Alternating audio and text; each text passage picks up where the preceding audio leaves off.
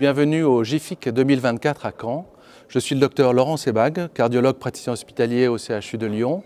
Et j'ai le plaisir aujourd'hui de recevoir Charles-Henri David, chirurgien cardiaque au CHU de Nantes, pour parler avec nous d'assistance cardiaque de longue durée. Bonjour Charles-Henri. Bonjour Laurent. Donc est-ce que vous pouvez nous présenter ces dispositifs d'assistance tels qu'aujourd'hui on les utilise? Oui, bien sûr.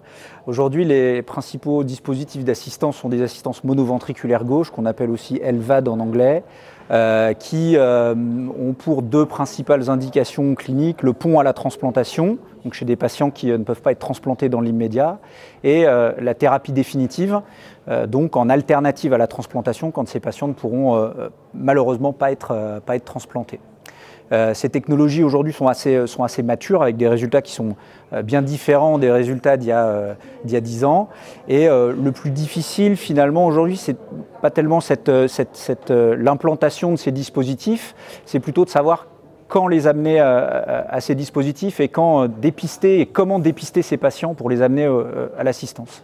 Et donc, vous, dans votre pratique et dans ce que disent les recommandations, comment est-ce que vous voyez les choses? Qu'est-ce que vous pourriez nous dire sur le moment le plus propice pour adresser ces patients?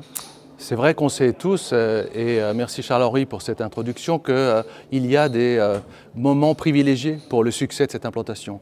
Amener un patient à l'implantation trop tôt, c'est évidemment une perte de temps pour lui. L'amener trop tard, ça va nous compliquer énormément les suites de ces interventions.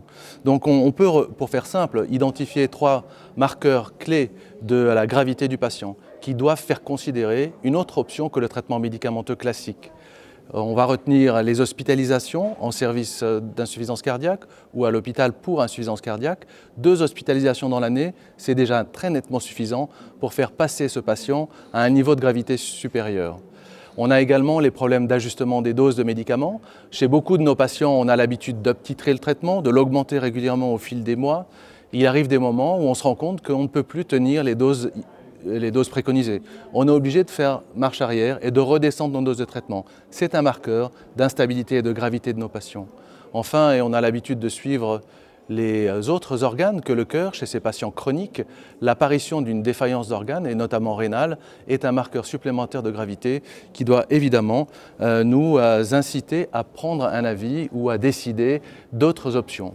Et donc justement, Charles-Henri, une des questions importantes, c'est comment procéder, comment pratiquement amener ce patient à une discussion pour une assistance monoventriculaire gauche.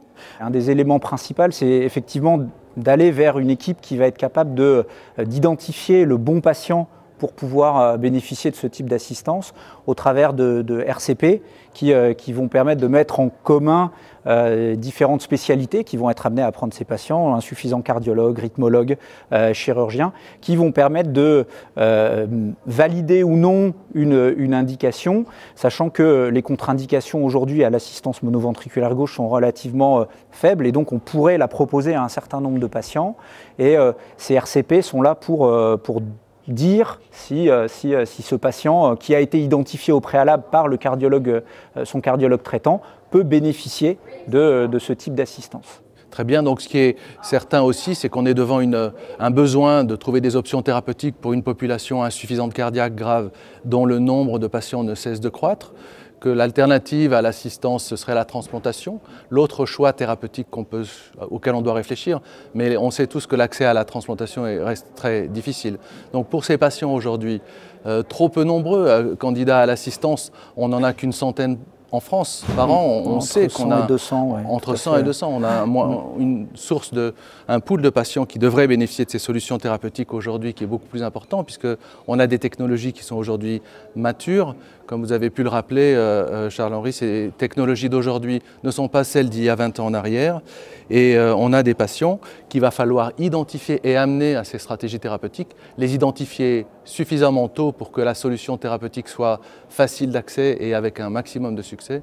Mais aujourd'hui, on a vraiment cette option thérapeutique disponible pour nos patients et en espérant leur redonner une qualité de vie suffisante, repousser les risques de réhospitalisation et prolonger la durée de la vie. Merci. Merci à toi.